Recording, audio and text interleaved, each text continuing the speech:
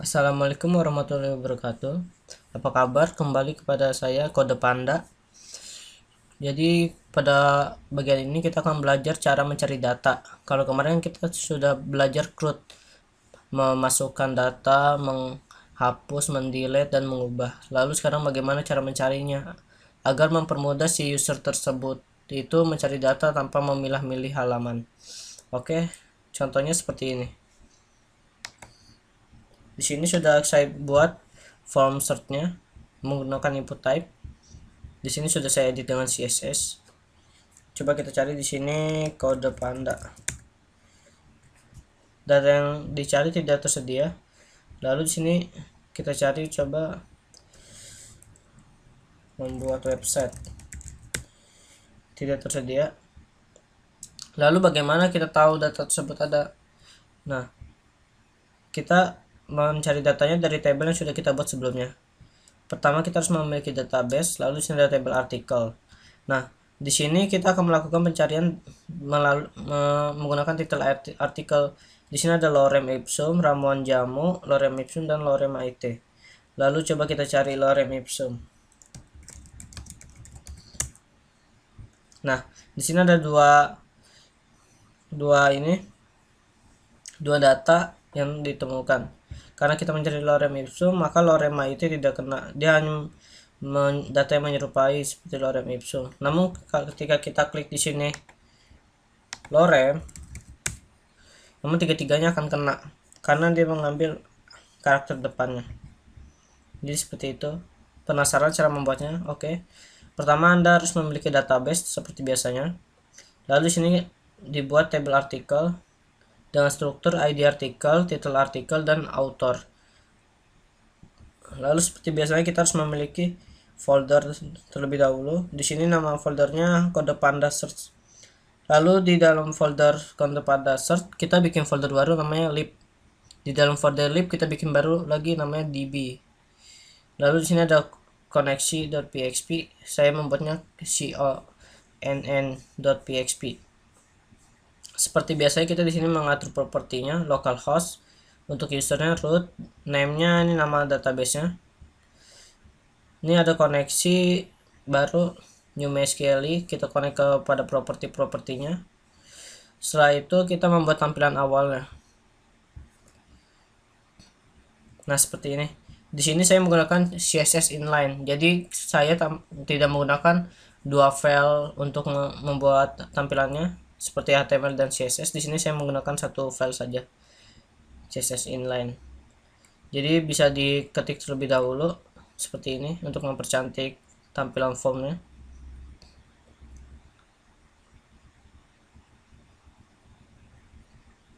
Nah, di sini saya akan menjelaskan apa gunanya clear fix dari ini.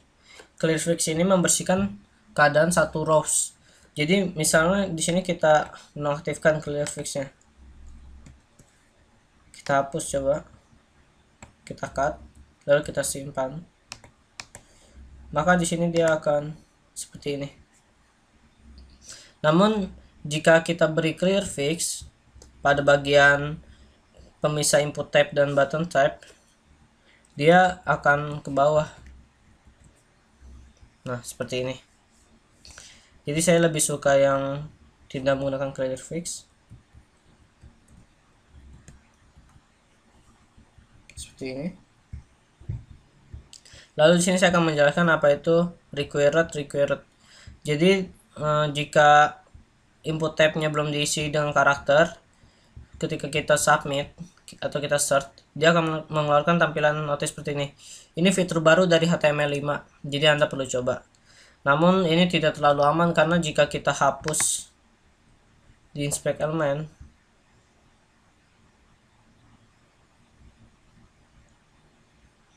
kita hapus fitur required-nya, dia akan tetap coba mencari. Coba di sini required-nya kita hapus. Lalu kita enter. Otomatis sudah tidak ada fiturnya. Lalu kita search. Dia akan error. Di sini ada validasi yang sudah saya buat sebelumnya, nanti saya akan jelaskan. Jadi jangan terlalu mengandalkan required. Nanti pada video selanjutnya kita akan belajar apa itu validasi. Oke, di sini ada required. Jadi gunanya itu di sini placeholder untuk memberi teks seperti ini. Jika kita ketik dia akan hilang sebagai penanda saja. Lalu sini ada button type submit. Dia sebagai ini, sebagai submit dari form tersebut kan. Anda perlu membuat form tersebut seperti kita menambahkan data pada video sebelumnya. Ya, jadi seperti ini. Lalu actionnya ini ke luar halaman. Fungsi dari titik dua ini berarti dia keluar dari satu halaman, satu folder. Misalnya file ini berada di view, kita keluar dulu, keluar lalu masuk ke folder model, lalu situ kita masuk lagi ke proses search. Metodenya ini post, ini name-nya bebas. Oke, jadi kita langsung lanjut ke model proses search ya. Nah, seperti biasanya di sini karena kita membutuhkan suatu koneksi pada database, kita perlu memanggil kan. Setelah dipanggil, kita membuat variabel title artikel. Yang title artikel ini variabelnya berguna sebagai value yang sudah dikirim sebelumnya. Di sini kita mengirim title artikel kan name-nya. Lalu di sini kita buat variabel sesuai dengan name sebelumnya, title artikel. Ini ada conn. Ini penggantinya MySQL.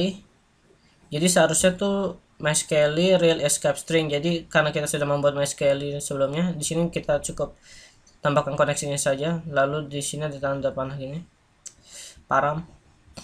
Lalu di sini real escape string variable underscore post title article. Jadi misalnya kita ngetik lorem gini, dia akan tetap mencari.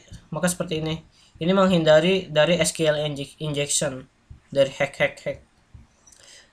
Seperti aman. Jadi kita gunakan setiap ada metode post seperti ini, kita gunakan real escape string, entah itu post atau get, Anda bisa menggunakannya. Contohnya seperti ini. Namun bagaimana jika dihapus? Kita coba hapus.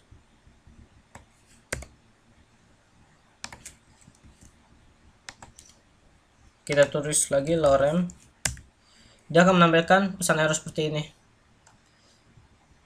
Namun jika kita menggunakan MySQL real escape string, dia akan tidak menampilkan pesan error. Namun dia apa adanya mencari.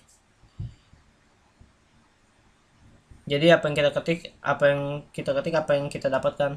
What you see is what you get. Lalu sini kita bikin validasi sederhana. Jadi gunanya external line ini menghitung jumlah value pada input type tersebut. Jadi kan kita mencari data nggak mungkin kan satu huruf saja. Kita butuh beberapa karakter untuk menyerupai data pada tabel kita. Jadi di sini saya bikin 5. Jika panjang value dari title artikel kurang dari 5, itu proses pencariannya digagalkan. Lalu dikembalikan pada halaman view dan home PHP. Namun jika tidak, atau pencariannya itu lebih dari 5 karakter atau sama dengan 5 karakter, itu proses pencarian dia akan dimulai. Contoh seperti ini, kita tulis 3 karakter saja ya. Dia tidak bisa, karena dia membutuhkan 5 karakter atau lebih dari 5. Itu untuk mengatasi pencarian nakal itu. Jadi orang suka iseng cuma 3 karakter untuk mencari data. Nanti jika ada data yang sama lebih dari 3 karakter, kita overload, bisa mengolah data banyak data yang kita load itu. Jadi untuk menyerupainya kita batasin 5 aja. Namun jika tidak, maka proses pencarian akan dimulai.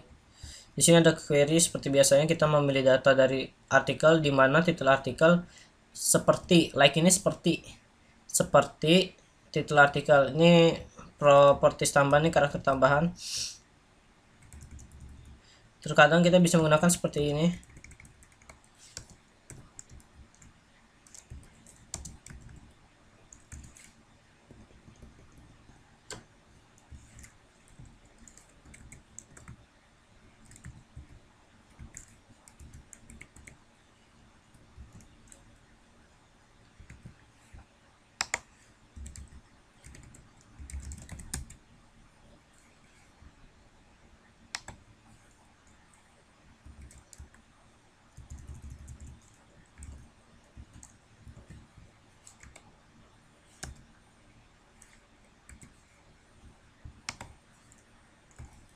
Sebentar.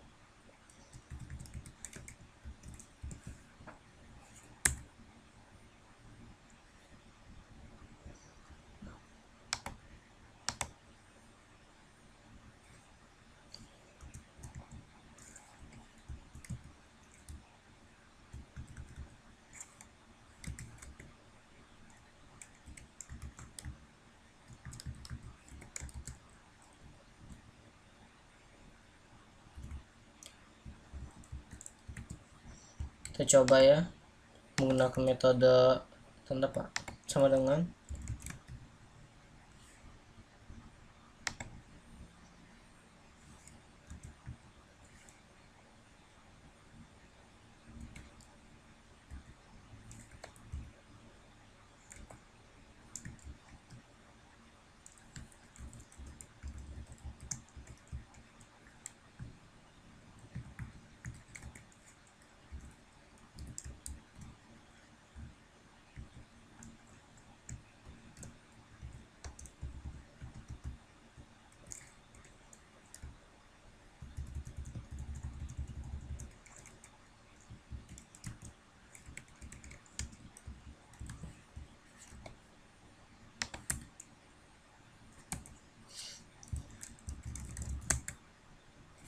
jadi kalau kita menggunakan sama dengan seperti ini, dia akan mencari yang benar-benar persis sama.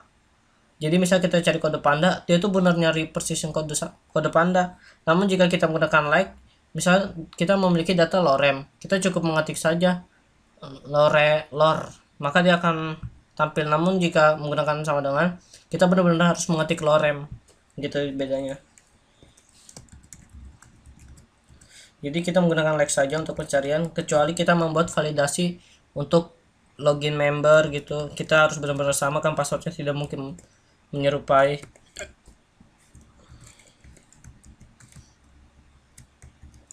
Kalau pakai like, dia tidak perlu itu sama. Jadi di sini akan kena semua yang menyerupai datanya.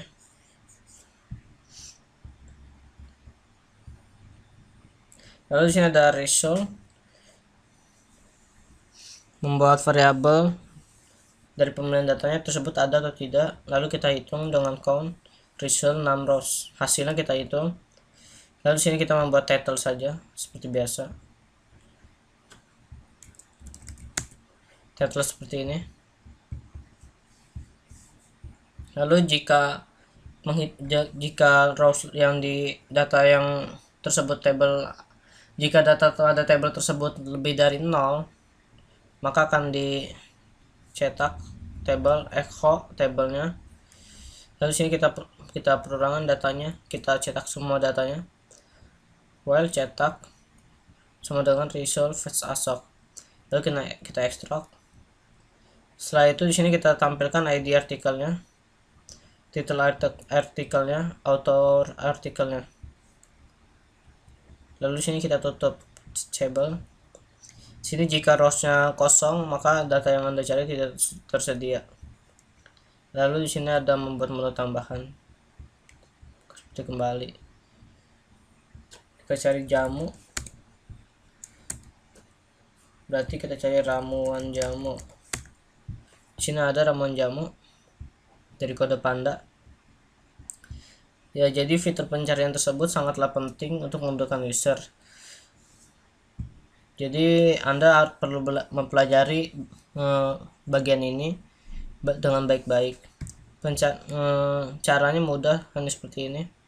Nanti source kodenya bisa saya upload di YouTube, di deskripsinya bisa Anda download. Oke, terima kasih. Wassalamualaikum warahmatullahi wabarakatuh.